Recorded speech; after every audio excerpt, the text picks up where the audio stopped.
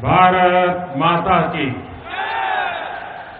भारत माता की, भारत माता की। मैं एक नारा बोलूंगा, आप लोगों को मेरे साथ दोहराना है। मैं कहूंगा विविधता में एकता, आप कहेंगे भारत की विशेषता। विविधता में एकता, विविधता में एकता, विविधता में एकता, विविधता में एकता। भारत माता की। मंच पर विराजमान केंद्र में मंत्रिपरिषद के मेरे साथी डॉक्टर हर्षवर्धन जी, प्रकाश जावड़ेकर जी, हरदीप पुरी जी, संसद में मेरे साथी श्रीमान मनोज तिवारी जी, विजय गोयल जी, बहन मीनाक्षी लेखी जी, श्रीमान रमेश बिधूड़ी जी, प्रवेश वर्मा जी, हंसराज हंस जी, श्रीमान गौतम गंभीर जी, मंत्रिपरिषद के मेरे साथी देश के गृह राज्य मंत्री श्रीमान नित्यानंद राय जी, मंच पर विराजमान हम सबके वरिष्ठ नेता श्रीमान विजय कुमार मल्होत्रा जी, सभी वरिष्ठ साथी और विशाल संख्या में पधारे हुए दिल्ली के मेरे प्यारे भाई और बहनों, आप सबको प्रणाम।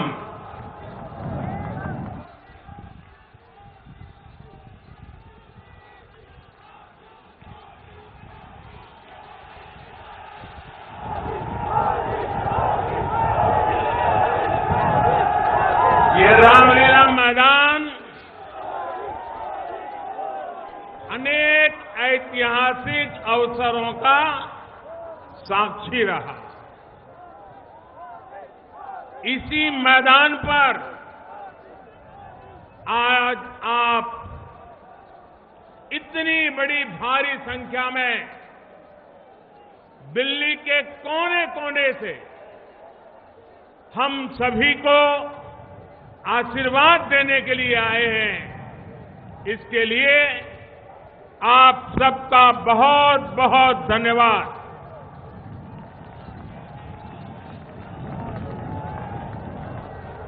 भाइयों और बहनों, जीवन से जब अनिश्चितता निकल जाती है, एक बड़ी चिंता हट जाती है, तो उसका प्रभाव क्या होता है, ये मैं आज आप सभी के चेहरे पर देख रहा हूं, आपके उत्साह में देख रहा हूं, आपकी गर्मजोशी को अनुभव कर रहा हूं। मुझे संतोष है कि दिल्ली के 40 लाख से ज्यादा लोगों के जीवन में नया सवेरा लाने का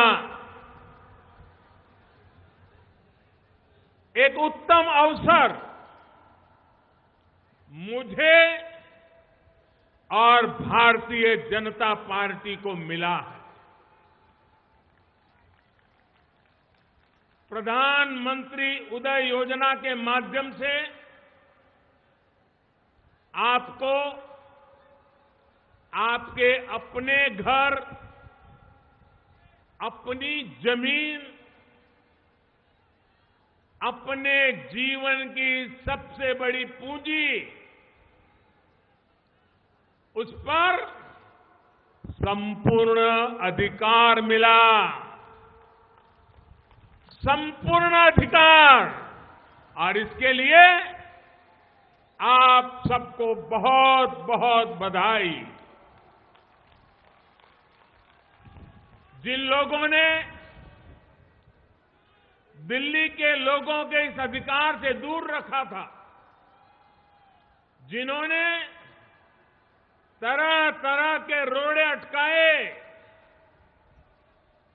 वो आज देख सकते हैं कि अपने घर पर अधिकार मिलने की खुशी क्या होती है, वो आज रामलीला मैदान में दिखाई दे रहे हैं।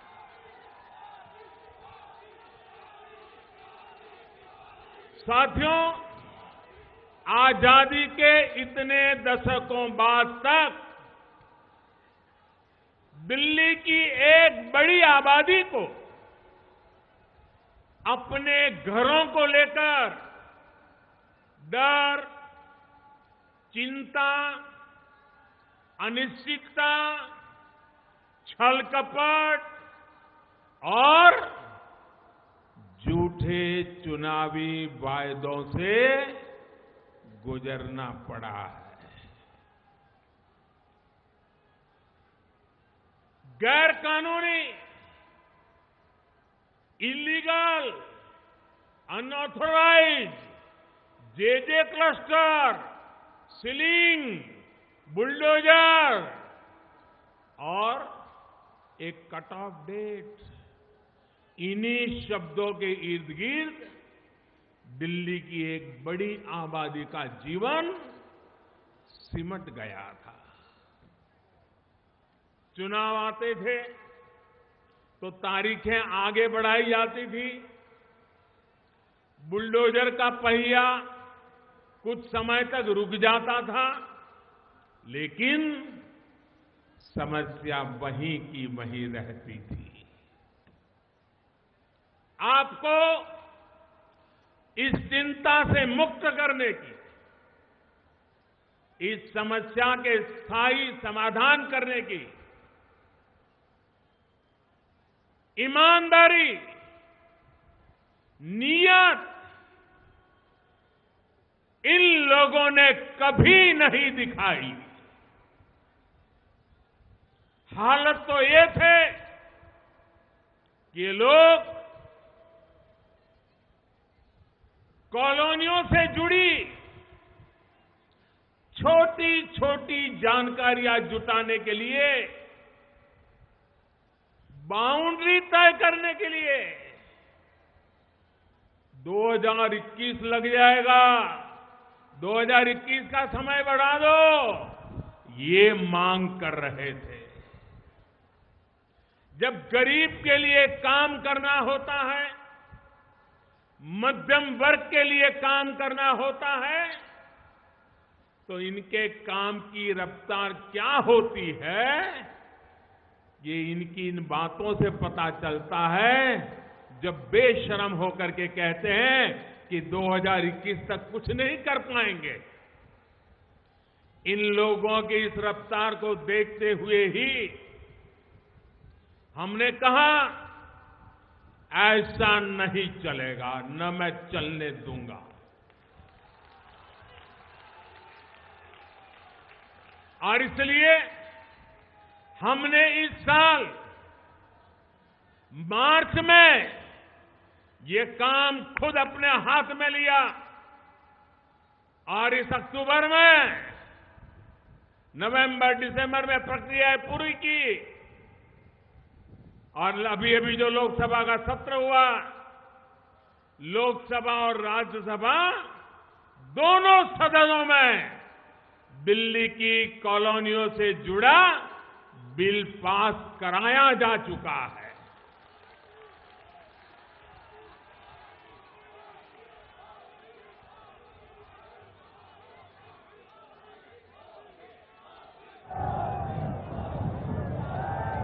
साथियों,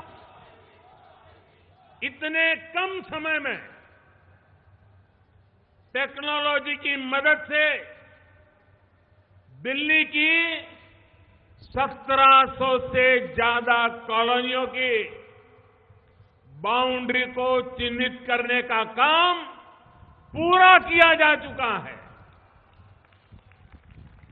इतना ही नहीं, 1200 से ज्यादा कॉलोनियों के नक्शे भी पोर्टल पर डाले जा चुके हैं। कॉलोनियों के नियमितीकरण का ये फैसला घर और जमीन के अधिकार से जुड़ा तो है ही, ये दिल्ली के बिजनेस, यहां के कारोबार को भी गति देने वाला। साथियों, समस्याओं को लटका कर रखना ये हमारी प्रवृत्ति नहीं है।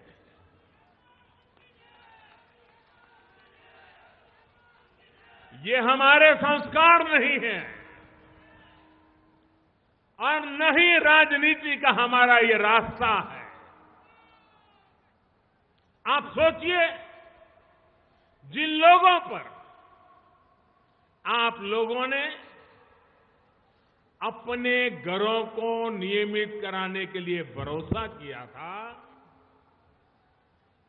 वो खुद क्या कर रहे थे, ये दिल्ली वासियों ने जानना बहुत जरूरी है। जब आपने अपने लिए कुछ मांग रहे थे और दिल से मांग रहे थे, वो क्या कर रहे थे, ये भी आपको जानना चाहिए। इन लोगों ने दिल्ली के सबसे आलीशान और सबसे महंगे इलाकों में 2000 से ज्यादा बंगले अवैध तरीके से अपने कारोबारियों को दे रखे थे।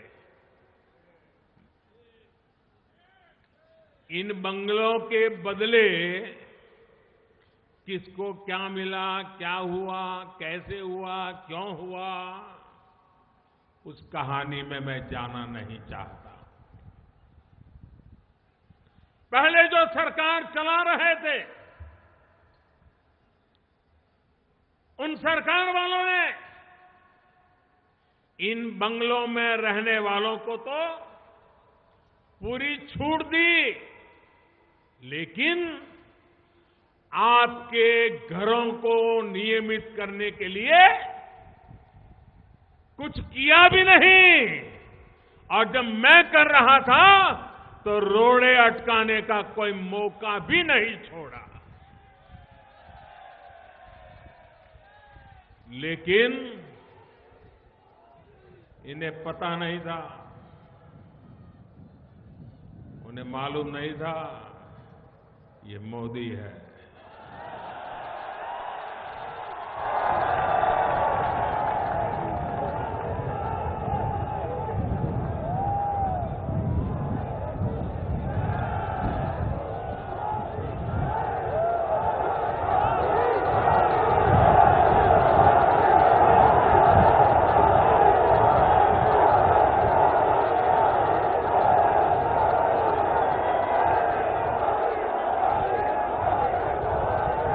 उसने एक तरफ इन वीआईपी लोगों से दिल्ली के 2000 से ज्यादा सरकारी बंगले तो खाली कराए ही, साथ साथ दिल्ली के 40 लाख से ज्यादा गरीबों, मध्यम वर्ग के लोगों को उनके घर का हक भी दे दिया है।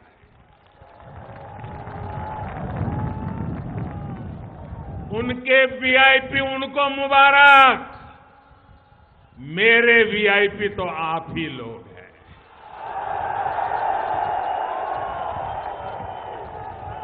देश का सामान्य मानवी है। साथियों, दिल्ली के लोगों का जीवन आसान बने, ईज ऑफ लिविंग बढ़े, दिल्ली में कनेक्टिविटी बेहतर हो, ये केंद्र सरकार की प्राथमिकता रही है। तमाम राजनीति अवरोधों के बीच बीते 5 वर्षों में हमने दिल्ली मेट्रो का अभूतपूर्व विस्तार किया है।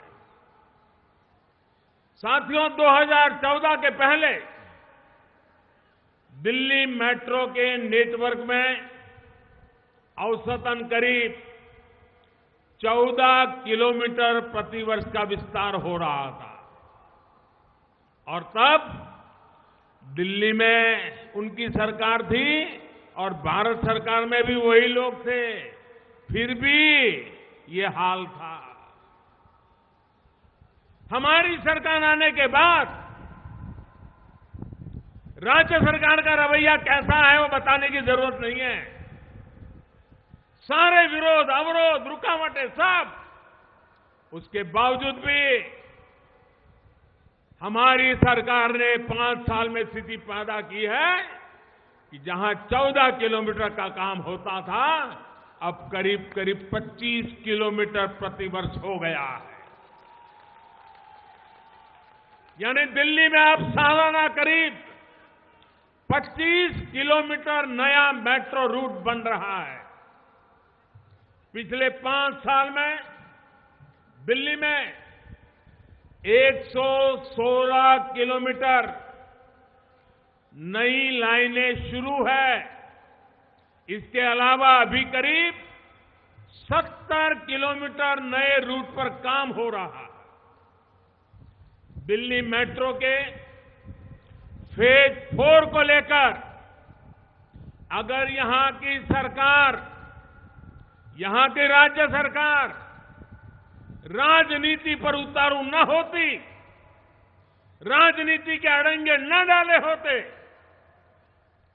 बेवजह मुसीबतें पैदा न की होती, तो इसका काम काफी पहले शुरू हो गया होता। इसलिए मैं कहता हूं कि आपके नाम पर राजनीति करने वाले आपकी तकलीफों को कभी न समझे हैं, न समझने का उनका इरादा है। बरसों से ये लोग बसों को लेकर जो बहाने बता रहे हैं, जो हालत दिल्ली की बसों की इन लोगों ने कर दी है, वो दिल्ली के लोग भली भांति रोजमर्रा की जिंदगी में अनुभव कर रहे हैं। भाइयों और बहनों, अपने दफ्तर आने जाने में, अपने घर आने जाने में दिल्ली के लोगों को कम से कम परेशानी हो, इसका हमने निरंतर प्रयास किया है। दिल्ली के भीतर सड़कों पर ध्यान देने के साथ ही दिल्ली के चारों ओर पेरिफेरल एक्सप्रेसवे का निर्माण किया गया है। ये एक्सप्रेसवे भी बरसों से अटका, लटका, भटका पड़ा था। इसे पूरा करने का काम भी हमारी सरकार ने किया। अब इसके बन जाने से रोजाना 30-40 हजार ट्रक अब वो दिल्ली के भीतर नहीं आते हैं, वो बाहर ही बाहर निकल जाते हैं।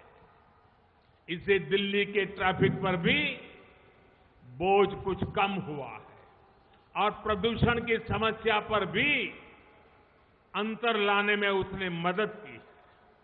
साथियों, शहर में प्रदूषण कम हो, इसके लिए भी हमने निरंतर प्रयास किया। बीते 5 वर्षों में दिल्ली में सैकड़ों नए सीएनजी स्टेशन लगाए गए हैं।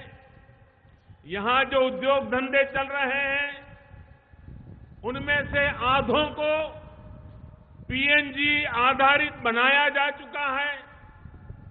इसके अलावा हजारों ईंट भट्ठों को नई तकनीक से जोड़ा गया है। अगर पराली जलाने की बात है तो आसपास के राज्यों को भी हमने मदद की है, तत्परता से उनका साथ दिया है और कम करने का प्रयास किया है। लेकिन साथियों, आज दिल्ली में जो राज्य सरकार है वो यहां की सबसे बड़ी समस्या से आंख मूंद कर बैठी है। ये समस्या है पीने के पानी की।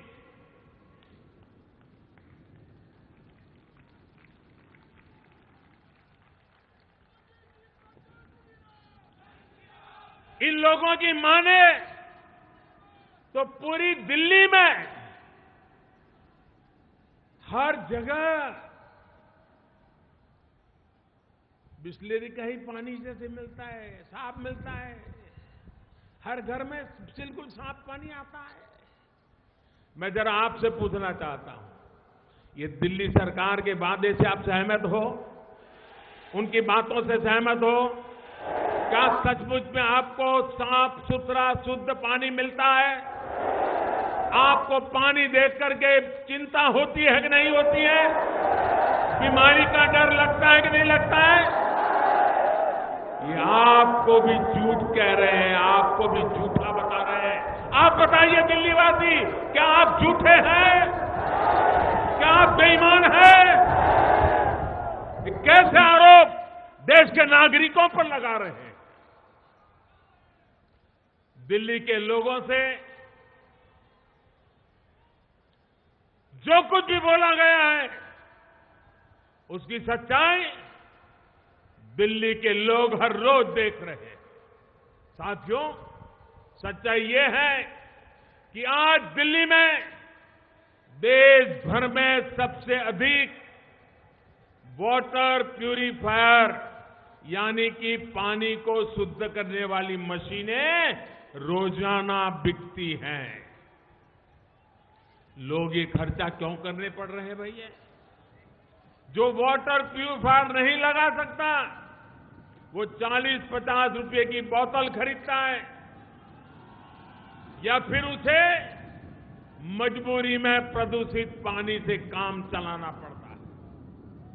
अधिकांश जगहों पर नल से या तो पानी आता ही नहीं है और जो पानी आता भी है उस पर लोगों को विश्वास नहीं है। और ये लोग कहते हैं दिल्ली में पानी की गंदगी कोई दिक्कत ही नहीं है। भाइयों और बहनों, ये लोग किस तरह अपने स्वार्थ के लिए, अपनी राजनीति के लिए किस हद तक जा रहे हैं, ये आपने पिछले हफ्ते भी देखा है। जो बयान दिए गए, जिस तरह लोगों को भड़काया गया, उकसाने वाली बातें कही गई, झूठे वीडियो उच्च स्तर पर बैठे हुए लोगों ने सोशल मीडिया में डाल करके भ्रम फैलाने का, आग फैलाने का गुनाहित कृत्य किया है। साथियों, अभी हाल में जो संसद का सत्र समाप्त हुआ उसमें दिल्ली की कॉलोनियों से जुड़े बिल को तो हमने पारित किया, आपको अधिकार देने का निर्णय किया। उसके साथ साथ दूसरा महत्वपूर्ण बिल पास हुआ, सिटीजनशिप अमेंडमेंट बिल।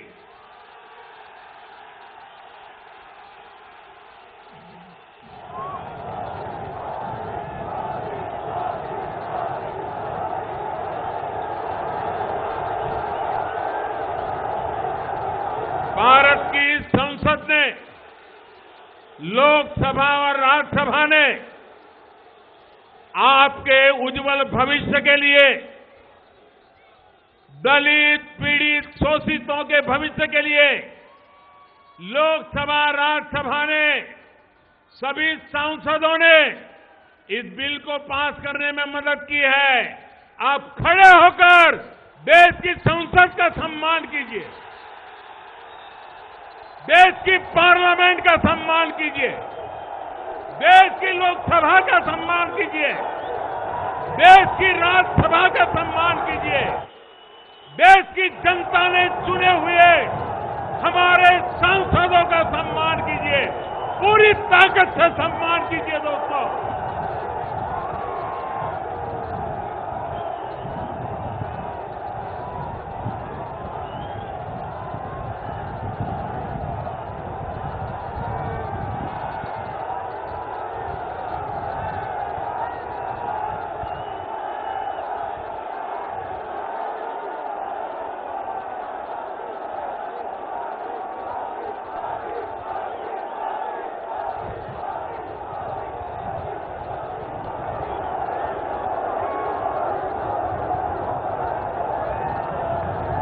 साथियों, मैं भी आपके साथ जुड़ करके देश के दोनों सर्वोच्च सदन,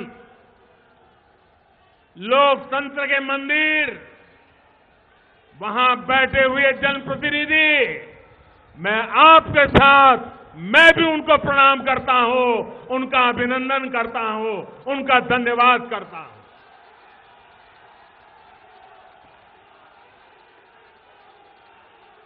लेकिन भाइयों, इस बिल के पास होने के बाद कुछ राजनीतिक दल तरह तरह की अफवाहें फैलाने में लगे हैं। वे लोग भ्रमित कर रहे हैं, भावनाओं को भड़का रहे हैं। मैं उनसे जानना चाहता हूं, क्या जब हमने दिल्ली की सैकड़ों, इस बात को समझिए भाइयों बहनों, मैं जरा ये भ्रम फैलाने वाले, झूठ बोलने वाले लोगों से जरा पूछना चाहता हूं, क्या जब हमने दिल्ली की सैकड़ों कॉलोनियों को वैध करने का काम किया तो क्या किसी से पूछा था कि आपका धर्म क्या है, आपकी आस्था क्या है, आप किस पार्टी को वोट देते हैं, आप किस पार्टी के समर्थक हैं? क्या हमने आपसे कोई सबूत मांगे थे? 70 का सबूत लाओ, 75 का सबूत लाओ, 80 का सबूत लाओ, मांगा था? केंद्र सरकार के इस फैसले का लाभ हिंदुओं को भी मिला, मुसलमानों को भी मिला, सिख भाई बहनों को मिला, ईसाई भाई बहनों को मिला, जो भी यहां बसते हैं उन सबको मिला। हमने ऐसा क्यों किया? क्योंकि हम देश से लगाव के कारण जीते हैं। हम सबका साथ, सबका विकास, सबका विश्वास के मंत्र को समर्पित है। भाइयों बहनों, अगर थोड़ा सा भी भगवान ने दी हो तो जरा उपयोग करो। एक ही सत्र में 2 बिल पारित हुए हैं। एक बिल में मैं दिल्ली के 40 लाख लोगों को अधिकार दे रहा हूं और ये झूठ फैला रहे हैं कि मैं अधिकार छीनने वाले कानून बना रहा हूं। ये झूठ चलने वाला नहीं है, देश स्वीकार करने वाला नहीं है। भाइयों बहनों, मैं ये जो झूठ बोलने वाले हैं, मैं उनको चुनौती देता हूं। जाइए, मेरे हर काम की पड़ताल कीजिए। कहीं पर दूर दूर तक भेदभाव की बू आती है तो देश के सामने ला करके रख दीजिए।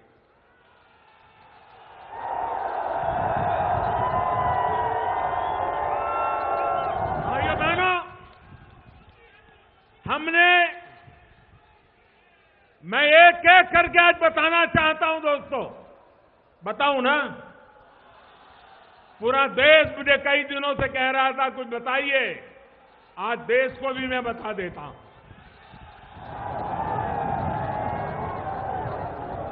एक एक योजना को देखिए। जब हमने उज्ज्वला योजना के तहत 8 करोड़ से ज्यादा परिवारों को मुफ्त गैस कनेक्शन दिया, क्या हमने किसी का धर्म पूछा था? क्या हमने उसको 70, 72, 75 के प्रमाण मांगे थे? उनकी जाति पूछी थी? मैं जानना चाहता हूं कांग्रेस और उसके साथियों से, उसकी तरह देश को बांटने की राजनीति करने वाले उनके साथी दलों से, कि आप क्यों देश की जनता से झूठ बोल रहे हो, क्यों उन्हें भड़का रहे हो? भाइयों और बहनों, हमने दिया इतना ही नहीं, आगे भी हमारा संकल्प है कि हर गरीब परिवार को उज्ज्वला का योजना का लाभ पहुंचाएंगे। कोई बाकी नहीं रहेगा। भाइयों बहनों, पिछले 5 साल में हमारी सरकार ने 1.5 करोड़ से ज्यादा गरीबों का घर बना दिए। हमने किसी से नहीं पूछा कि आपका धर्म क्या है, न जाति पूछी न धर्म पूछा। हमने सिर्फ गरीब की गरीबी को देखा। फिर क्यों कुछ लोग झूठ पर झूठ बोले जा रहे हैं, देश को गुमराह कर रहे हैं। और आज जो ये लोग कागज, सर्टिफिकेट इसके नाम पर मुस्लिमों को भ्रमित कर रहे हैं, उन्हें ये याद रखना चाहिए कि हमने गरीबों की भलाई के लिए इन योजनाओं के लाभार्थी चुनते समय कागजों की बंदी से नहीं लगाई। वरना पहले तो ये होता था कि सरकार की योजना शुरू होने पर लाभार्थियों को तमाम तरह की टिकड़े में लगानी पड़ती थी, यहां वहां चक्कर काटने पड़ते थे। हमने ये सब बंद करा दिया। हमने तय किया हर योजना का लाभ हर गरीब को मिलेगा। जाति, धर्म कुछ नहीं देखा जाएगा। उज्ज्वला के लिए, आवास योजना के लिए, मुफ्त बिजली कनेक्शन के लिए सरकार स्वयं सामने से लोगों के झोपड़ी तक पहुंचने का पूरा प्रयास किया गया। न हमने कभी किसी का धर्म पूछा, न जानने की कोशिश की, न हमने कभी ये पूछा कि आप मंदिर जाते हैं कि मस्जिद जाते हैं कि गुरुद्वारा जाते हैं कि चर्च जाते हैं। हमने कभी नहीं पूछा। फिर क्यों इस तरह का झूठा आरोप हम पर लगाया जा रहा है? साथियों, दुनिया की सबसे बड़ी हेल्थ एश्योरेंस स्कीम आज भारत में चल रही है। इस योजना ने देश के 50 करोड़ से ज्यादा गरीबों को 5 लाख रुपए तक के मुफ्त इलाज की सुविधा सुनिश्चित की है। राजनीतिक स्वार्थ के कारण यहां की सरकार ने आयुष्मान भारत योजना दिल्ली में लागू नहीं की, लेकिन जिन राज्यों में ये योजना लागू हुई है वहां लगभग 70 लाख मरीजों का जो पैसों के अभाव में इलाज नहीं करवा रहे थे, पीड़ा झेल रहे थे, मुसीबतों से गुजारा कर रहे थे, आज इस योजना के कारण इन 70 लाख लोगों का इतने कम समय में इलाज मुफ्त में हो गया। इन लाभार्थियों में सभी संप्रदाय के लोग हैं, सभी जाति के लोग हैं, सभी पूजा पद्धति के लोग हैं। इस योजना में तो किसी से नहीं पूछा जा रहा कि पहले आप अपना धर्म बताइए, फिर आपका इलाज शुरू किया जाएगा। फिर ऐसे झूठे आरोप क्यों? इस तरह के आरोपों के बहाने भारत को दुनिया भर में बदनाम करने की साजिश क्यों हो रही है? साथियों, इन लोगों ने दिल्ली ही नहीं बल्कि देश के कई शहरों को अराजकता और डर के माहौल में धकेलने की नापाक कोशिश की है, साजिश की है। जिस तरह बच्चों की स्कूलों पर हमले हुए, यात्री बसों पर, ट्रेनों पर हमले किए गए हैं, लोगों की गाड़ियों को, मोटरसाइकिलों को, साइकिल को, छोटी छोटी दुकानों को जलाया गया है। भारत के ईमानदार टैक्स पेयर का पैसा, उससे बनी सरकारी संपत्ति, उसे आग में खाक कर दिया गया है, उसे नुकसान पहुंचाया गया है। इनकी राजनीति कैसी है, इनके इरादे कैसे हैं, ये अब देश भली भांति समझ चुका है। मैं ऐसे लोगों को कहना चाहता हूं, मैं जानता हूं पहली बार मैं जीत करके आया, देश की जनता ने मुझे जिता करके बिठाया, तो जो लोग नहीं चाहते थे उनको समझ नहीं आया कि कैसे हो गया।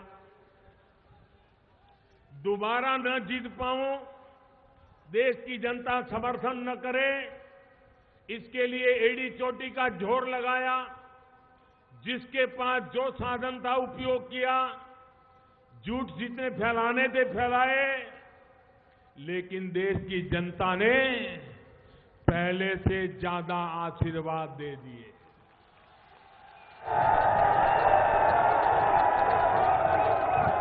ये सदमा ये अभी भी सहन नहीं कर पा रहे हैं।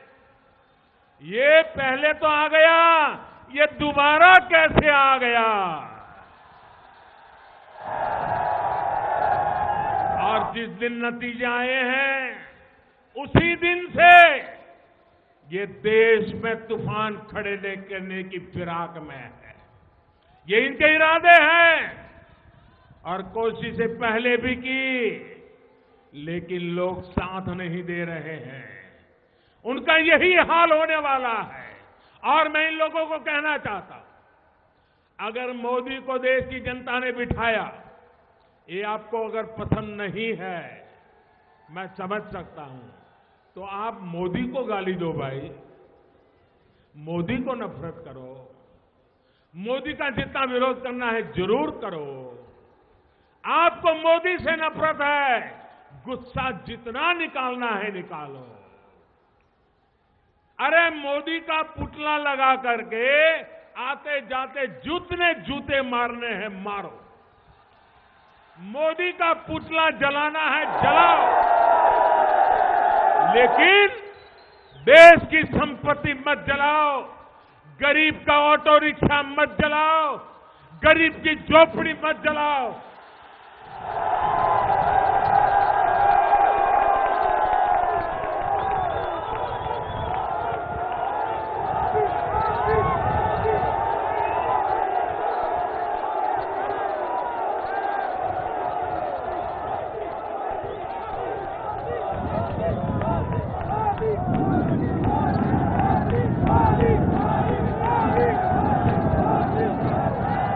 आपका जितना गुस्सा है वो मोदी पे निकालो।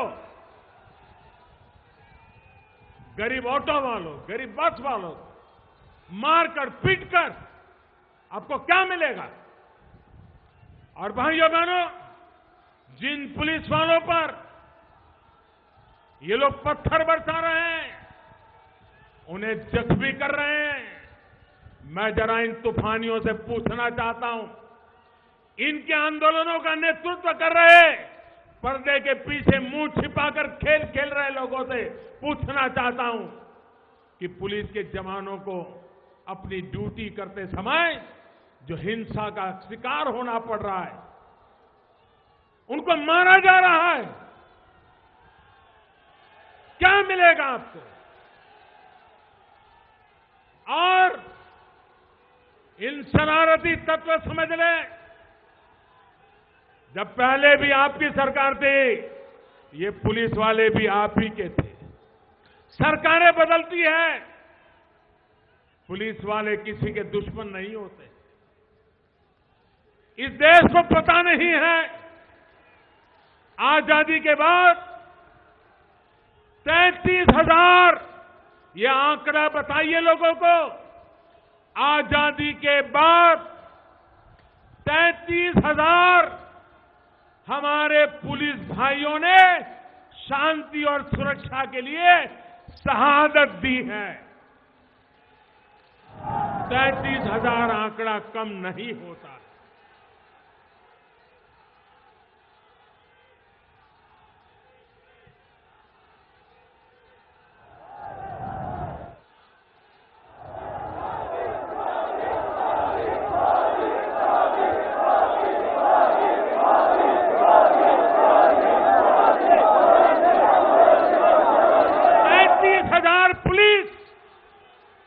हिंदुस्तान के सामान्य नागरिक की रक्षा करने के लिए शहीद हुए हैं, और आप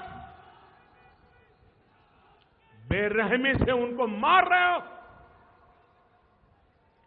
जब कोई संकट आता है, कोई मुश्किल आती है, तो पुलिस न धर्म पूछता है, न जाति पूछता है, न दिन देखता है, न रात देखता है, न ठंड देखता है, न बारिश देखता है, वो आपकी मदद के लिए आके खड़ा हो जाता है।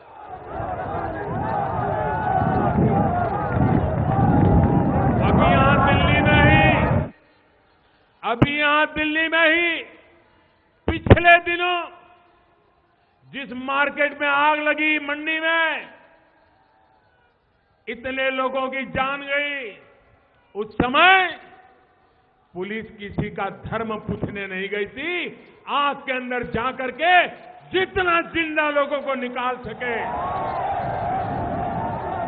निकालने का काम किया था।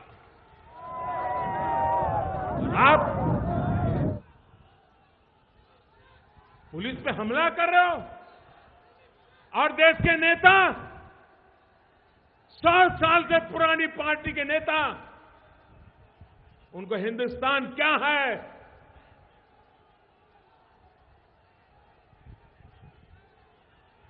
उपदेश दे रहे हैं, लेकिन शांति के लिए 2 शब्द बोलने को तैयार नहीं है। हिंसा छोड़ने के लिए एक शब्द बोलने के लिए तैयार नहीं है। इसका मतलब हिंसा को आपकी मुख सहमति है। पुलिसों पर हो रहे हमले, निर्दोषों पर हो रहे हमले, उसको आपकी मौन सहमति है, ये देश देख रहा है। भाइयों बहनों, आप मुझे कल्पना कीजिए, पुलिस का सम्मान होना चाहिए कि नहीं होना चाहिए? पुलिस का आदर होना चाहिए कि नहीं होना चाहिए? अगर पुलिस को हम परेशान करेंगे तो हमारी परेशानी बढ़ेगी कि नहीं बढ़ेगी? 33,000 पुलिस शहीद हुए। मैं आप सबसे कह रहा हूं, आइए उन 33,000 शहीद पुलिसों को याद करते हुए मेरे साथ नारा बोलिए, शहीद हो, शहीद हो, अमर रहो, शहीद हो, शहीद हो, शहीद हो, शहीद हो, शहीद हो। इन सभी शहीद पुलिस आत्माओं को मैं प्रणाम करता हूं और मैं अनधिकृत कॉलोनी के लोगों से आग्रह करूंगा। 1700 से ज्यादा कॉलोनी है। यहां हमारी सरकार बनने के बाद शहीदों के श्रद्धांजलि देने वाला एक भव्य स्मारक बनाया है। इन 1700 कॉलोनी के लोग जरूर एक बार वहां जाकर के फूल चढ़ा करके आ जाएं। करेंगे आप लोग?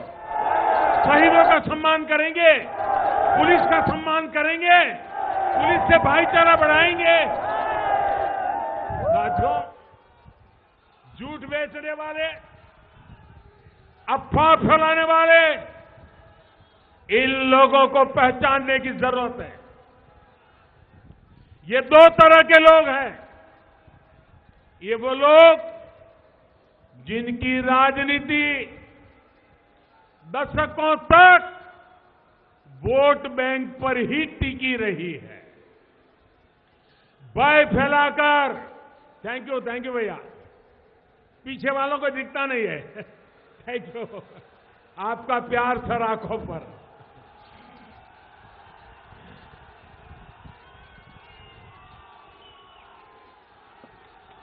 मैं कहीं पर भी हूं, दूर वालों की भी तकलीफ समझता हूं।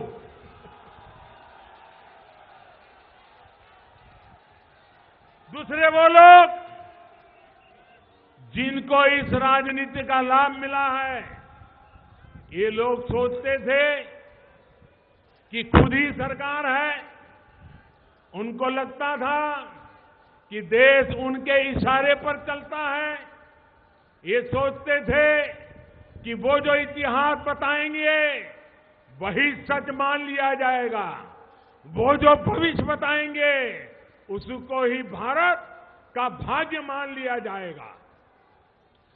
वोट बैंक की राजनीति करने वाले और खुद को भारत का भाग्य विधाता मानने वाले आज जब देश की जनता द्वारा नकार दिए गए हैं तो इन्होंने अपना पुराना हथियार निकाल लिया है। बांटो, भेद करो, भेदभाव करो और राजनीति का उल्लू सीधा करने की कोशिश करो। साथियों, सिटीजनशिप अमेंडमेंट कानून ये भारत के किसी नागरिक के लिए, चाहे वो हिंदू हो या मुसलमान, ये कानून उसके लिए है ही नहीं। ये पार्लियामेंट में बोला गया है और पार्लियामेंट में गलत बयानबाजी अलाउ नहीं होती है। ये कानून इस देश के अंदर जो 130 करोड़ लोग रह रहे हैं, उनका इस कानून से कोई वास्ता नहीं है। दूसरी बात, एनआरसी, इसका भी ऐसा झूठ चलाया जा रहा है। ये कांग्रेस में जमाने में बना था, तब सोए थे क्या? हमने तो बनाया नहीं, पार्लियामेंट में आया नहीं, न कैबिनेट में आया है, न उसके कोई नियम कायदे बने हैं। हवा खड़ा किया जा रहा है। और मैंने पहले ही बताया, इसी सत्र में आप लोगों को जमीन और घर का अधिकार दे रहे हैं, न कोई धर्म जाति पूछते हैं, तो क्या दूसरा कानून आपको निकाल देने के लिए करेंगे क्या? बच्चे जैसी बातें करते हो।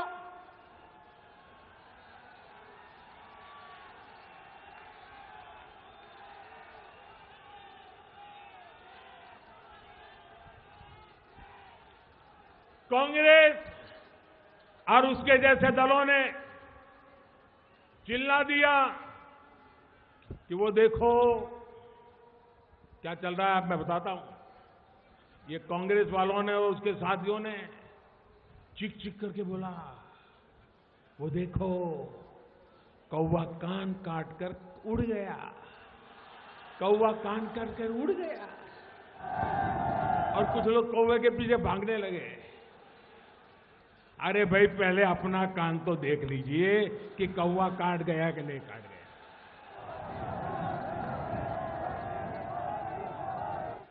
पहले ये तो देख लीजिए कि एनआरसी के ऊपर कुछ हुआ भी है क्या? झूठ चलाए जा रहा है।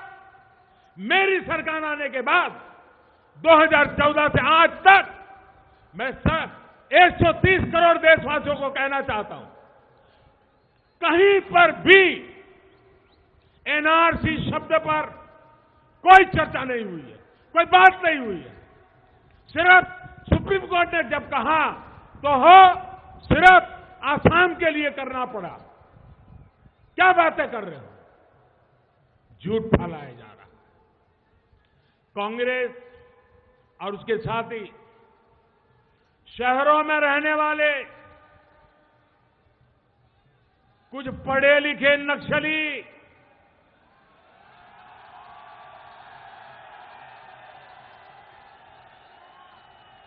अर्बन नक्सल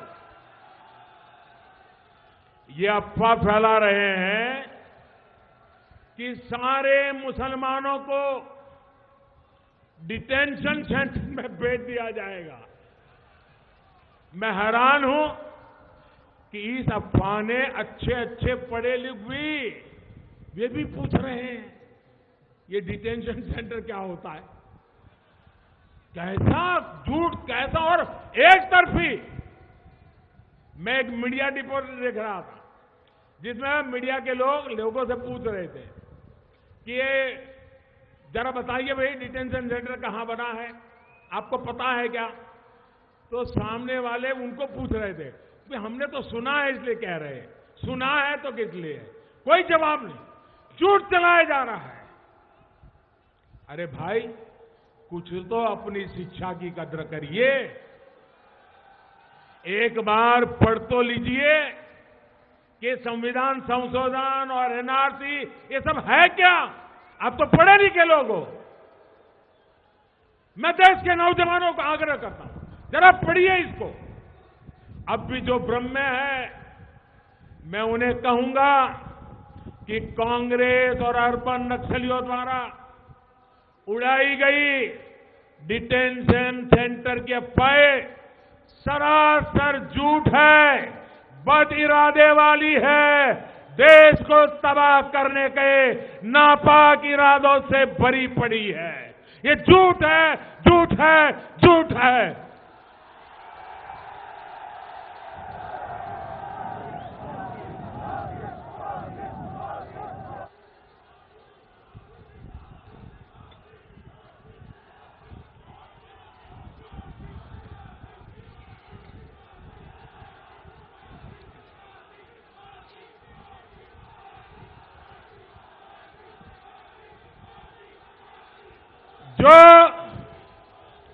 जो हिंदुस्तान की मिट्टी के मुसलमान है, जो हिंदुस्तान की मिट्टी के मुसलमान हैं, जिनके पुरखे मां भारती की संतान है, भाइयों बहनों, उन पर नागरिकता कानून और एनआरसी दोनों का कोई लेना देना नहीं है।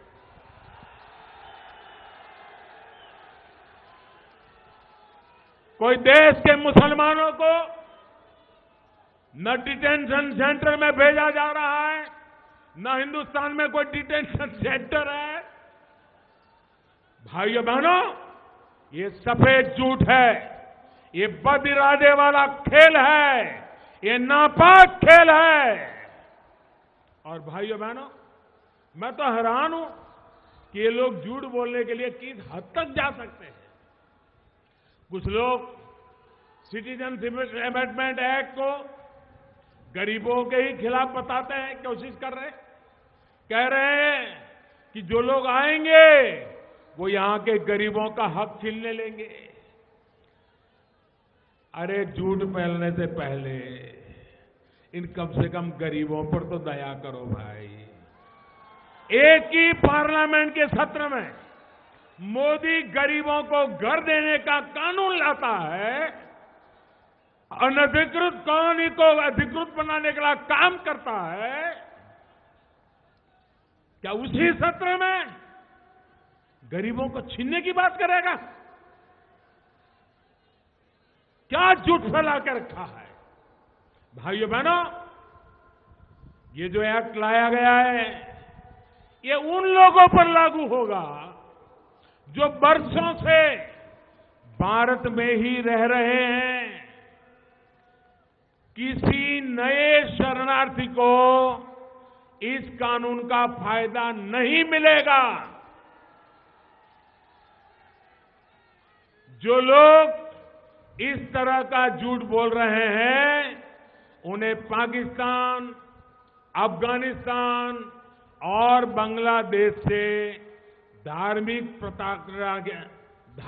कारणों से परेशानी जो हुई, प्रताड़ना जो हुई, उन्हीं लोगों को सुरक्षा देने के लिए ये कानून है।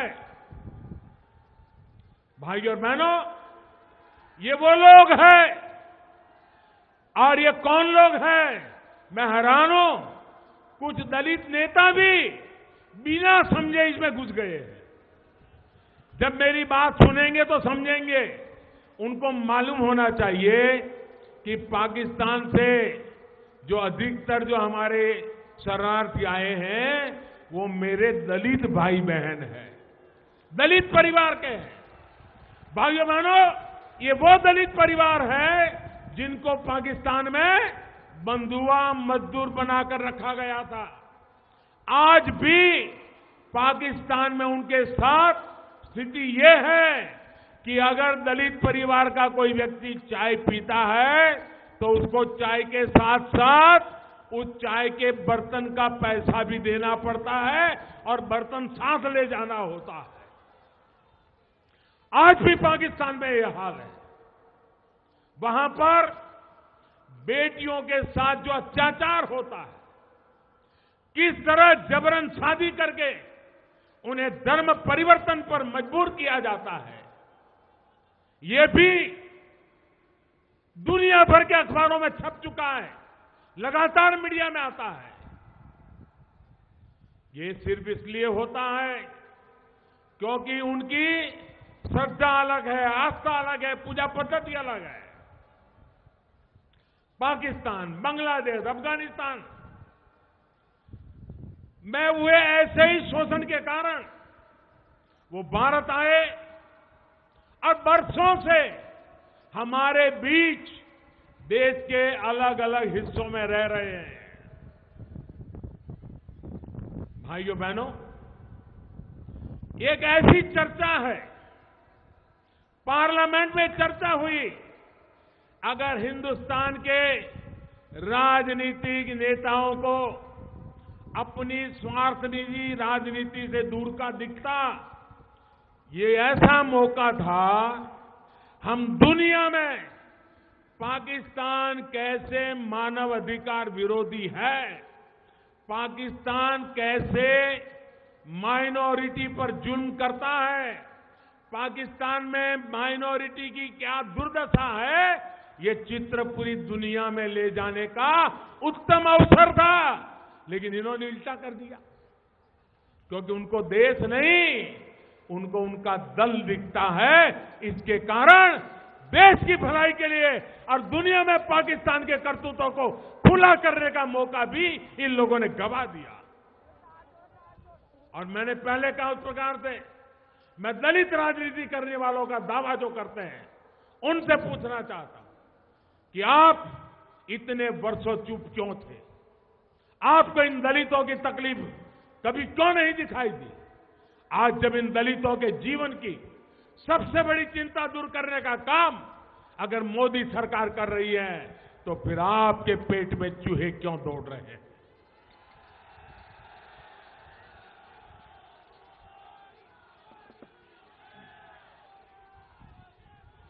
साथियों, यहां दिल्ली में ही मजनू का टीला में 2 हफ्ते पहले ही ऐसे ही एक शरणार्थी के कैंप में एक बिटिया का जन्म हुआ और उसके मां बाप ने उस बेटिया का नाम नागरिकता रख लिया। नागरिकता। मैं जरा ये हुड़दंग मचाने वालों से और उनके पीछे रिमोट कंट्रोल से राजनीति करने वालों से कहना चाहता हूं, अगर इस नागरिकता नाम की बेटी का जीवन आसान होता है, अगर उसके मां बाप की जिंदगी आसान होती है, अगर भारत के किसी भी नागरिक की समस्याओं का समाधान होता है, तो आपको तकलीफ क्यों होती है?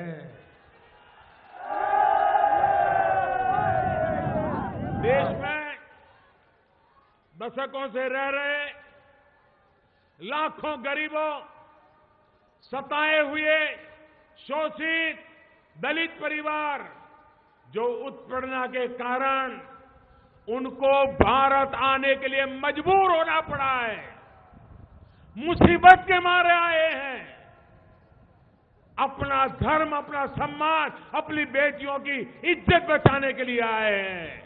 मैं जरा इन लोगों से पूछना चाहता हूं, आपको उनसे दुश्मनी क्या है? साथियों, जब धार्मिक अत्याचार की वजह से कोई भारत की शरण में आता है तो यहां आकर अपनी आप बीती सुनाता है, अपनी परेशानी बताता है। ये जरा बुद्धिजीवियों, मेरी इस बात को जरा गौर से सुनिए, आपको भेद समझ आ जाएगा। कोई भी शरणार्थी मुसीबत के मारे सीमा पार करके किसी भी तरह अगर हिंदुस्तान में पहुंच जाता है तो सबसे पहले वो किसी न किसी सरकारी दफ्तर में जा पहुंचने की कोशिश करता है। छोटा सा भी सरकारी मुलाजिम मिल जाए तो उसके पास जाता है। नजदीक में पुलिस थाना है तो वहां जाता है और हाथ जोड़ करके खुद कहता है कि मैं पाकिस्तान से आया हूं, मुझे आना पड़ा है, मेरी जिंदगी बचाने के लिए आया हूं, आप मेरी मदद कीजिए। वो छुपाता नहीं है। आज भी ये लोग खुलेआम इंटरव्यू दे रहे हैं कि हम पाकिस्तान से, बांग्लादेश से, अफगानिस्तान से आए हैं, आना पड़ा है। लेकिन जो घुसपैठिया है, न वो इंटरव्यू देता है, न प्रेस से बात करता है, न पुलिस को बताता है कि मेरी मदद करो। वो आकर के छिप जाता है और कहीं न कहीं अपना जीवन स्थिर करने के लिए जुगाड़ लगा देता है और जो एजेंट होते हैं उनको मजदूरी का कुछ हिस्सा देता रहता है। भाइयों बहनों, बड़ा सीधा साधा फर्क है। घुसपैठिया कभी अपने आप को अपनी पहचान होने नहीं देता और शरणार्थी कभी अपनी पहचान छुपाता नहीं है। भाइयों बहनों, ऐसे बहुत से घुसपैठियों ने आज बाहर निकलकर किस प्रकार की बातें कर रहे हैं, सच क्यों नहीं बताते हैं? भाइयों बहनों, उन्हें डर लग रहा है कि उनकी सच्चाई अब सामने आ जाएगी। साथियों, रिफ्यूजी का जीवन क्या होता है? बिना किसी कसूर के अपने घरों से निकाल देने का दर्द क्या होता है, ये दिल्ली से बेहतर कौन समझ सकता है? यहां का कोई कोना ऐसा नहीं है जहां बंटवारे के बाद किसी रिफ्यूजी का बंटवारे से अल्पसंख्यक बने भारतीय का आंसू न गिरा हो। सड़क पर हो रहा ये का बवाल उनके आंसुओं का अपमान है या नहीं है? उनके दर्द पे तेजाब छिड़कने वाला पाप है कि नहीं है? साथियों, मैं फिर से स्पष्ट करना चाहता हूं, सिटीजनशिप अमेंडमेंट एक्ट, संविधान संशोधन कानून किसी की भी नागरिकता छीनने के लिए नहीं, ये नागरिकता देने के लिए है। हमारे 3 पड़ोसी देशों के वो अल्पसंख्यक जो अत्याचार की वजह से वहां से भागकर भारत आने के लिए मजबूर हुए हैं, उन्हें इस एक्ट में कुछ मदद की गई है, रियायत दी गई है, कुछ डील दी गई है। और ये रियायत भी मोदी की सोच है ऐसा मानने की जरूरत नहीं है। ये रातों रात मोदी को विचार आ गया इसलिए मोदी ने कर दिया, ऐसा नहीं है। ये रियायत महात्मा गांधी की भावना के ही अनुरूप है। महात्मा गांधी ने कहा था, कम से कम ये लोग जो महात्मा गांधी को लेकर के देश पर बातें करते रहे हैं और आज भी गांधी सरनेम का फायदा उठाने की बातें करते हैं, जरा वो कान खोल करके सुन लो। गांधी जी ने कहा था, गांधी जी ने कहा था, मोदी को मानो या ना मानो, अरे गांधी को तो मानो। महात्मा गांधी ने क्या कहा था? महात्मा गांधी जी ने कहा था कि पाकिस्तान में रहने वाले हिंदू और सिख साथियों को जब लगे कि उन्हें भारत आना चाहिए तो उनका स्वागत है। ये मैं नहीं कह रहा हूं, पूज्य महात्मा गांधी कह रहे हैं। भाइयों बहनों, ये छूट, ये रियायत तब की भारत की सरकार के वादे के मुताबिक है जो बंटवारे के कारण उस समय अल्पसंख्यक बने करोड़ों भारतीयों के साथ आज से 70 साल पहले जो वादा किया गया था, उस वादे को हम निभा रहे हैं। भाइयों बहनों, आज जब भारतीय जनता पार्टी के नेतृत्व में एनडीए सरकार इसी दशकों पुराने वायदे को पूरा कर रही है, तो फिर उसका विरोध क्यों किया जा रहा है? ये वादे तो आपने किए थे, आपको वादा करने में आपकी राजनीति आड़े आने लगी, आप लोग नहीं कर पाए, हमने वादा निभाया है। अब ये कह रहे हैं कि पाकिस्तान के सभी नागरिक को रियायत दो। ये राजनीतिक दल अब अवैध घुसपैठ करने वालों और अपनी आस्था की वजह से सता हुए शरणार्थियों में कोई भेद ही नहीं करते। मैंने कहा बड़ा भेद साफ है। एक खुल करके कहता है कि मैं पाकिस्तान से आया हूं और दूसरा छुप करके बताता कि नहीं मैं तो बाहर का नहीं, मैं तो यहीं का हूं। ऐसे दुनिया के किसी देश में होता है क्या? साथियों, आज रंग बदलने वाले इन दलों को मैं इनके ही नेताओं और फैसलों की बात भी याद दिलाना चाहता हूं। जो लोग भ्रमित हैं, उनको अगर मेरी बात नहीं माननी है तो मत मानो, लेकिन अब मैं जिनके नाम बता रहा हूं कम से कम उनको तो भरोसा करो। भाई और बहनों, हमारे देश के पूर्व प्रधानमंत्री डॉक्टर मनमोहन सिंह जी 10 साल इस देश पर उन्होंने प्रधानमंत्री पद के रूप में राज किया। उन्होंने संसद में कहा था, खड़े होकर कहा था, उसकी वीडियो क्लिपिंग अवेलेबल है। उन्होंने कहा था कि हमें बांग्लादेश से आए उन लोगों को नागरिकता देनी चाहिए जिनका अपनी आस्था की वजह से वहां पर उत्पीड़न हो रहा हो, जो वहां से भाग करके भारत आ रहे हैं। बताइए भाई, ये मनमोहन सिंह जी ने कहा, अगर वो मोदी करता है तो मोदी गुनहगार बन जाता है क्या? मोदी किसी का दुश्मन बन जाता है क्या? मोदी किसी का बुरा करने के लिए सोच रहा है क्या? इतना ही नहीं, एक दौर था जब असम के पूर्व मुख्यमंत्री, कांग्रेस के दिग्गज नेता तरुण गोगोई 15 साल मुख्यमंत्री रहे। उन्होंने भी चिट्ठियां लिखा करते थे, असम कांग्रेस प्रस्ताव पास करती थी कि जिन लोगों पर बांग्लादेश में अत्याचार हो रहा है, जो वहां से यहां आ रहे हैं, उनकी मदद की जाए। ये कांग्रेस के मुख्यमंत्री की बातें हैं, ये कांग्रेस पार्टी के प्रस्तावों की बातें हैं।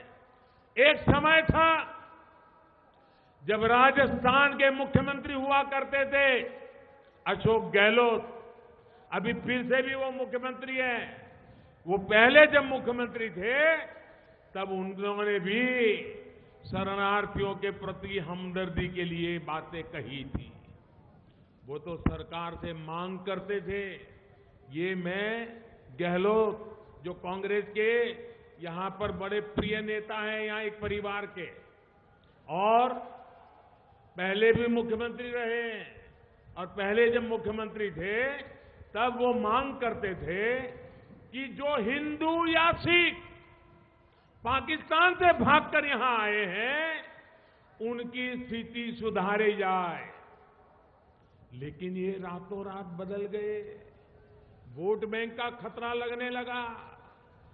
वो सारी हमदर्दी, मैं हैरान हूं, आज उनके पेट का दर्द बन गई है। जो कल तक हमदर्दी थी वो खुद के लिए दर्द क्यों बन गई? साथियों, आज दीदी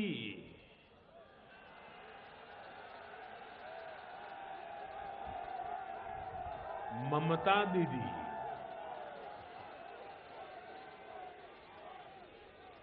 अब देखो भाई खेल, ममता दीदी सीधी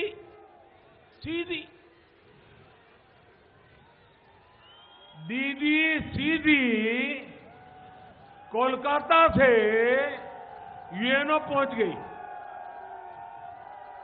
संयुक्त राष्ट्र संघ पहुंच गई। लेकिन कुछ साल पहले तक यही ममता दीदी संसद में खड़े होकर गुहार लगा रही थी कि बांग्लादेश से आने वाले घुसपैठियों को रोका जाए, वहां से आए पीड़ित शरणार्थियों की मदद की जाए। संसद के अंदर स्पीकर के सामने कागज फेंकती थी बांग्लादेशियों के खिलाफ। दीदी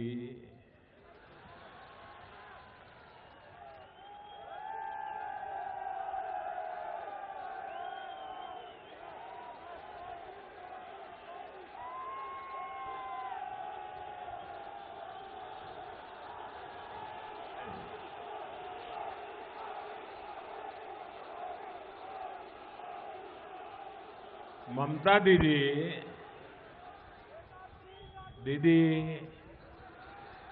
अब आपको क्या हो गया? आप क्यों बदल गई?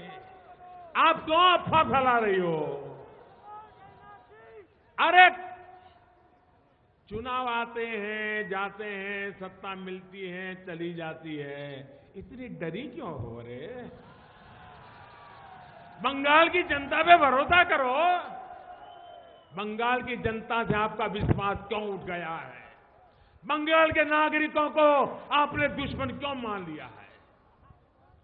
आपको याद होगा, कुछ साल पहले कोलकाता के बाहर रेगुलर आर्मी का काम होता है देश के अलग अलग भागों में, उनकी एक ड्रिल होती है। वो ट्रैफिक की क्या स्थिति है, कभी परिस्थिति पैदा हुई और आर्मी को मूव करना पड़े तो रोड ट्रैफिक, ये सारा वो रेगुलर उनका ड्रिल होता है।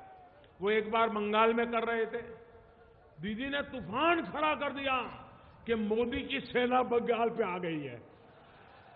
क्या हो गया है रे? भाइयों बहनों, आज वो नागरिकता कानून पर सवाल उठा रही है। खैर, आपकी दिक्कत समझ में आती है, यहां बैठे हुए लोग भी समझते हैं। आप किसका विरोध और किसका समर्थन कर रही हो, ये पूरा हिंदुस्तान भली भांति देख रहा है। साथियों, आज जिस वामपंथ को भारत की जनता नकार चुकी है, जो अब दुनिया में से सिकुड़ते सिकुड़ते कुछ कोने में रह गए हैं, जो अब समाप्ति पर है, उसी के दिग्गज, ये भी जरा देख लीजिए, ये कम्युनिस्ट पार्टी के दिग्गज, उनके नेता प्रकाश कारंत जी ने कहा था कि धार्मिक उत्पीड़न की वजह से बांग्लादेश से आने वालों को मदद की बात उन्होंने भी की थी। आज जब इन्हीं लोगों के राजनीतिक दल धार्मिक उत्पीड़न की वजह से भारत आए शरणार्थियों को नागरिकता देने से मना कर रहे हैं,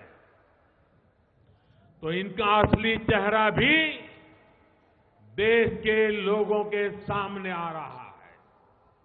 उस समय की हमदर्दी सिर्फ और सिर्फ बहाना था, वोट बैंक की राजनीति थी। देश की जनता के साथ बोला गया सफेद झूठ था, पक्का झूठ था।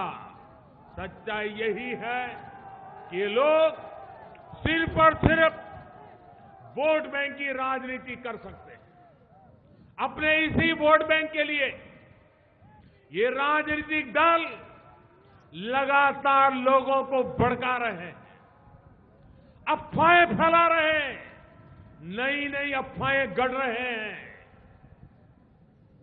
एक टीवी वाले को तो उसके एक महाशय ने हिसाब लगा दिया कि एनआरसी में कितना खर्चा होगा, कितना खर्चा कहां जाएगा, देश के कितने स्कूल। अरे जो है ही नहीं, ये दिमाग खाए खपा रहे हो रे? क्यों लोगों को अफवाह फैला के मूर्ख बना रहे हो? यहां दिल्ली के लोग तो देख चुके हैं कि कैसे बस जलाने के मामले में एक नाता अफवाह फैलाने का काम किया, दिल्ली पुलिस तक को कटघरे में खड़ा कर दिया। भाइयों और बहनों, ये ऐसे लोग हैं जिनको ये भी जरा समझ लो, देश का पढ़ा लिखा नौजवान मेरी इन बातों को जब सुनेगा और जो मैं बातें करता हूं उनकी जांच पड़ताल करेगा, तो आज जो अफवाहें फैलाई हैं, जो भ्रम फैलाया गया है, उसके खिलाफ देश का नौजवान भी खड़ा हो जाएगा। भाइयों बहनों, ये लोग, मैं जरा उनको पूछना चाहता हूं, ये ऐसे लोग हैं जिनको जम्मू कश्मीर की विधानसभा में महिला और पुरुष के आधार पर बने स्थायी निवासी कानून से कोई दिक्कत नहीं थी, लेकिन यहां धार्मिक अल्पसंख्यकों को नागरिकता का रास्ता आसान हो, इससे इनके पेट में दर्द हो रहा है। आज जो पार्टियां यहां शोर मचा रही है, वो 2004 में कहां थी जब वहां की सरकार ने कहा कि राज्य से बाहर के निवासी से शादी करने पर जम्मू कश्मीर की बेटियों की वहां की नागरिकता खत्म हो जाएगी। तब तुम कहां थे? क्या वो भेदभाव भारत के संविधान की स्पिरिट के अनुसार था? साथियों, ये लोग आज किस स्थिति में है, किस तरह बौखलाए हुए हैं, जब उनके बयान देखता हूं तो और समझ में आ जाता है कि कितनी राजनीति गंदी करके रखी है। कुछ लोग कह रहे हैं कि हम अपने राज्य में सिटीजनशिप अमेंडमेंट लागू नहीं करेंगे। अरे आप मुख्यमंत्री हो, आप चुने हुए लोग हो, भारत के संविधान को सामने रख करके शपथ लिया है। अरे तिरंगे झंडे के नीचे खड़े रहते हो, पंजाब, सिंध, गुजरात, मराठा राष्ट्रगान करते हो और ऐसे बयान देते हो। अरे पहले कम से कम अपने राज्य के कानून के जो जानकार है उनसे जरा बात तो कर लो, बंद कमरे में कर लो, ताकि ऐसी बेइज्जती ना हो आपकी। जरा अपने एडवोकेट जनरल से पूछो कि क्या ऐसा किया जा सकता है क्या? क्यों ऐसा करते हो भाई? साथियों, नागरिकता संशोधन कानून का विरोध करने वालों के हाथ में लोकशाही देश में, अहिंसा के पुजारी महात्मा गांधी के देश में विरोध के नाम पर जब ऐसे लोगों के हाथ में ईंट, पत्थर और लाठियां देखता हूं तो मुझे भी और 130 करोड़ देशवासियों को भी तकलीफ होती है। होती है कि नहीं होती है? होती है कि नहीं होती है? कोई हिंसा से सहमत है क्या? आगजनी से सहमत है क्या? निर्दोषों की पिटाई से सहमत है क्या? लेकिन भाइयों बहनों, मेरी सोच अलग है। उनके हाथ में जब हिंसा के साधन देखता हूं, हिंसा का व्यवहार देखता हूं तो तकलीफ होती है। लेकिन जब उन्हीं में से कुछ लोगों के हाथ में तिरंगा देखता हूं तो कुछ सुकून भी होता है। मुझे पूरा विश्वास है कि एक बार जब हाथ में तिरंगा आ जाता है तो वो फिर कभी हिंसा का, अलगाव का, बांटने का, राजनीति का समर्थन कभी नहीं कर सकता है। मुझे पूरा विश्वास है कि हाथ में थमा यह तिरंगा इन लोगों को हिंसा फैलाने वालों के खिलाफ, हथियार उठाने वालों के खिलाफ, आतंकवादी हमले करने वालों के खिलाफ भी आवाज उठाने के लिए प्रेरित करेगा।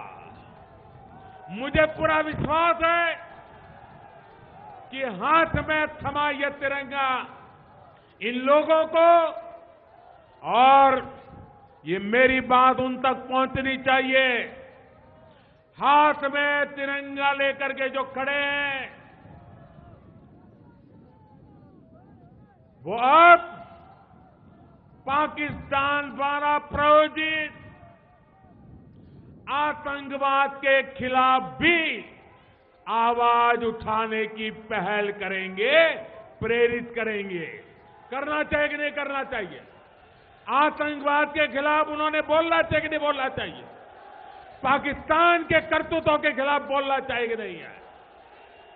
यही है कसौटी, यही है कसौटी। तिरंगा उठाना हमारा अधिकार है, लेकिन हाथों में आया तिरंगा जिम्मेदारियां भी लेकर के आता है। साथियों, कांग्रेस और उसके सहयोगी आज इस बात से भी तिलमिलाए हुए हैं कि आखिर क्यों मोदी को अंतर्राष्ट्रीय स्तर पर और खासकर मुस्लिम बहुल देशों में इतना समर्थन मिलता है। क्यों वो देश मोदी को इतना पसंद करते हैं। साथियों, 2014 में सरकार बनने के बाद मैंने खुद पाकिस्तान के प्रधानमंत्री को शपथ समारोह में न्योता दिया था। हमने नए रिश्ते से दोस्ती का हाथ बढ़ाया था। मैं खुद लाहौर चला गया था, लेकिन बदले में हमें धोखा मिला। लेकिन आज जो इस्लामिक वर्ल्ड है, हमारे जो गल्फ के देश हैं, उनके साथ भारत के संबंध मौजूदा दौर में भारत के इतिहास में सबसे बेहतरीन आज हमारे संबंध है और उसके कई वजह हैं। इसके उदाहरण आज कई क्षेत्रों में देखने को मिल रहे हैं। पहला ये कि आज भारत तमाम देशों के साथ अपने संबंध मजबूत करने के लिए निरंतर काम कर रहा है। फिलिस्तीन हो, ईरान हो, सऊदी अरब हो, यूएई हो या फिर जॉर्डन, तमाम देशों के साथ भारत के रिश्ते आज एक नई ऊंचाई को छू रहे हैं। दूसरा, अफगानिस्तान हो या फिलिस्तीन, सऊदी अरब हो या यूएई, मालदीव हो या बहरीन, इन सब देशों ने भारत को अपना सर्वोच्च नागरिक सम्मान दिया है। भारत की संस्कृति के साथ अपने रिश्ते को और प्रगाढ़ करने की कोशिश की है।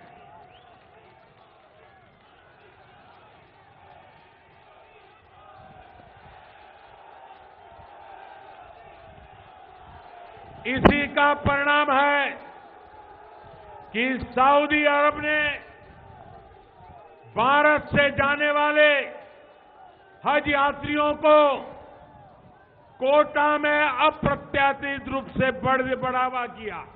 मैंने मांग की थी कि भारत में मुसलमान समाज में मध्यम वर्ग बढ़ रहा है, वे हज यात्रा करना चाहते हैं और मैंने कहा मुझे 2 लाख का कोटा कर दीजिए। उन्होंने कर दिया था। भाइयों, पिछले 5 वर्षों में मुस्लिम देशों ने जिस प्रकार और जितनी संख्या में भारतीय कैदियों को छोड़ा है वो अभूतपूर्व है। सऊदी अरब हो, कुवैत हो, कतर हो या बहरीन, इन सब देशों ने भारत के जितने कैदियों को छोड़ा है उतने पहले कभी नहीं छोड़े गए। आखिर ऐसा क्यों हो रहा है? इसकी वजह है भारतीय संस्कृति, सभ्यता के प्रति उनका सम्मान। आपने देखा होगा कि मैं खुद जब इन देशों में जाता हूं तो उनके राष्ट्र प्रमुखों की सहमति के साथ वहां बसे भारतीयों के पास भी जाता हूं। वो भी बताते हैं कि इन वर्षों में उनके देशों में भारत का मान कितना ज्यादा बढ़ा है। साथियों, बांग्लादेश के साथ हमारे संबंधों में जितनी प्रगाढ़ता आज आई है वो वर्षों बाद हुई है। बांग्लादेश के साथ मिलकर भारत बंटवारे के समय से चली आ रही समस्याओं को सुलझा रहा है। जमीन को लेकर विवाद हो, कनेक्टिविटी हो, रेलवे का काम हो, नए जलमार्ग हो, ब्रॉडबैंड का विस्तार हो, बांग्लादेश के साथ हम कंधे से कंधा मिलाकर आज चल रहे हैं। ये सारी बातें कांग्रेस और उसके साथियों को पच नहीं रही है। वो यही सोचते हैं कि मोदी को मुस्लिम देशों का समर्थन मिलेगा, और जो मिल रहा है, अगर यही चलता रहा तो भारत में उनके जो कारनामे हैं, उनकी जो बातें हैं, उनकी अफवाहें हैं, उनके जो झूठ है, मुस्लिमों को डराने के उनके जो कारनामे हैं, उनको लग रहा है कि दुनिया का मुसलमान अगर मोदी को इतना प्यार करेगा तो भारत के मुसलमानों को डराने का काम कैसे करेंगे, ये इनकी चिंता है। और इसलिए समय समय पर ये दल नई नई साजिशें लेकर के आते हैं। इस समय भी इनकी साजिशों का नया दौर शुरू हुआ है। ऊपर से लोकसभा चुनाव के नतीजों ने 3 तलाक पर मुस्लिम बहन बेटियों और उनके पिता भाइयों के समर्थन ने कोई देशवासी न देश को झुकने देना चाहता है, न देश को बटने देना चाहता है। भाइयों बहनों, ये लोग तो मेरे साथ आज से नहीं,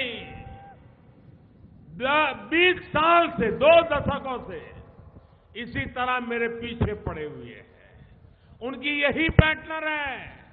मौत का सौदागर से लेकर अब तक देख लीजिए, उन्होंने यही खेल खेले हैं।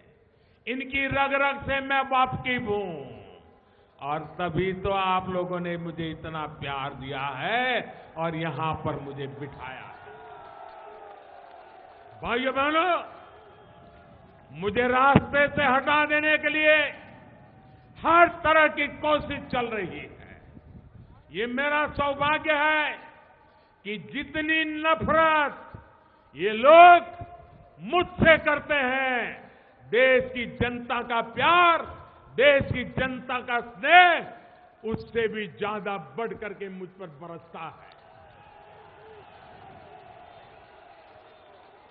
जो लोग गिद्ध की तरह भी नोचेंगे तो, गिद्ध की तरह भी नोचेंगे तो भी ये मोदी देश के लिए जिएगा, देश के लिए जूझता रहेगा। मैं देश के लिए काम करता रहूंगा। देश की सुरक्षा के लिए जो भी जरूरी होगा, देश के लोगों के हित के लिए जो भी जरूरी होगा, वो करना ये हम सबका दायित्व है। वो आपका भी दायित्व है, वो मोदी का भी दायित्व है। भाइयों बहनों, आपका ये आशीर्वाद इनकी हर साजिश को बेनकाब करेगा, इनकी हर साजिश को नाकाम करेगा। और दिल्ली के मेरे साथियों, मुझ पर आपके इसी स्नेह को देखते हुए मैं आज खास करके अनऑथराइज्ड कॉलोनी के लोगों से कुछ मांगना चाहता हूं। मांगू क्या? मांगू? कुछ मांगूंगा तो बुरा नहीं मानोगे ना, लेकिन मांगूंगा फिर कुछ दोगे नहीं तो क्या होगा? मांगो, आप देंगे क्या? भरोसा करता हूं आप पर। साथियों, मेरा आपसे आग्रह है कि आप दिल्ली के जिस भी इलाके में रहते हैं, वहां पर अगले 1 हफ्ते तक जबरदस्त सफाई का अभियान शुरू किया जाए। और 1 जनवरी नए साल का स्वागत और ज्यादा साफ सुथरी दिल्ली के साथ किया जाए। करोगे? सामूहिक रूप से करना होगा, कॉलोनी के सब लोगों ने मिलकर के करना होगा। करोगे?